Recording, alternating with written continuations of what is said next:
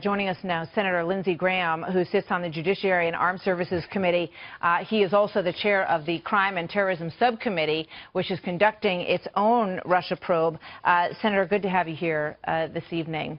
Thank you. So the news broke earlier this afternoon that Director Mueller, former FBI Director Mueller, who is in charge, is the special counsel in charge of this investigation, had extensive discussions with former FBI Director Comey about the statement that he put out today and about the testimony as well.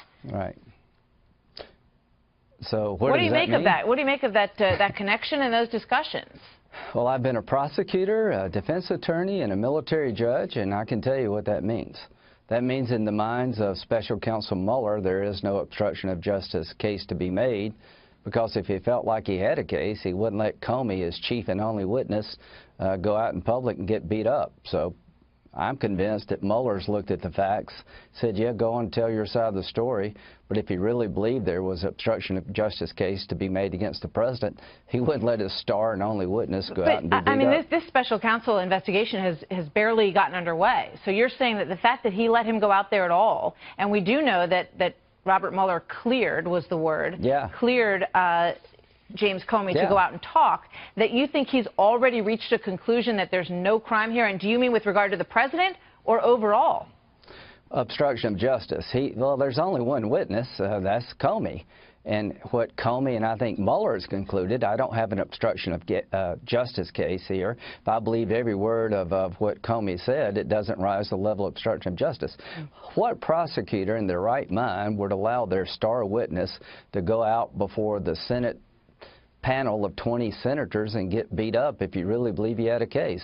So this is the best evidence yet that in the mind of the special counsel there is no obstruction of justice case to be made against President Trump, because he allowed Comey to testify in public and issue a statement. No prosecutor would ever do that if there was a real case here. I mean, that's fascinating. And secondly, Comey has now told us all that the president is not under investigation as an individual for colluding with Russia, that President Trump is not a target or subject to a criminal investigation or counterintelligence investigation regarding colluding with the Russians. All in all, it's a pretty good day for President Trump. Fascinating. You know, when you take a look at some of the different pieces of this statement that we got from former FBI Director Comey today, there's a couple things in here that are sort of unusual. And one is that he said, we, meaning the leadership at FBI, concluded that it made little sense, and Ed Henry just spoke about this a moment ago, to report it to Attorney General Sessions, who we expected would likely recuse himself from involvement in the Russia-related investigations. He did so 2 weeks later. Now, this is odd to me, because Comey is saying, you know, we figured he was going to recuse himself. Now, keep in mind that this is the middle of February. The story that Sessions had meetings that he didn't recall or didn't report with Kislyak didn't happen until March 1st. So why was he keeping things from Sessions when there was no indication yet that Sessions had any issue to recuse himself? I think it was obvious to me from the get-go that Jeff Sessions could not preside over an investigation of the Trump campaign because he was a chief surrogate for President Trump. Jeff Sessions is one of the most decent, honorable men I've ever met. He's very loyal to the president. He loves the law. There is no way in hell that Jeff Sessions could preside over an investigation of a campaign that he was part of. That was never even a remote possibility. And if President Trump is listening tonight, Jeff Sessions had no alternative, Mr. President. As a lawyer, he had to get out of the way of this investigation because he was so close to your campaign. The American people would not tolerate somebody part of the campaign investigating the campaign. That was obvious to me. And what's equally obvious to me, that President Trump, there is no evidence of him colluding with the Russians. And clearly in the mind of Mueller and Comey himself, there is no evidence of obstruction of justice by President Trump. All in all, a pretty good day.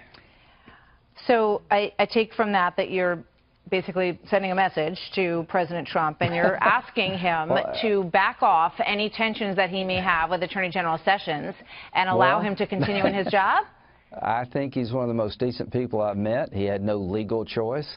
You're not going to let the man who's part of the campaign investigate the campaign.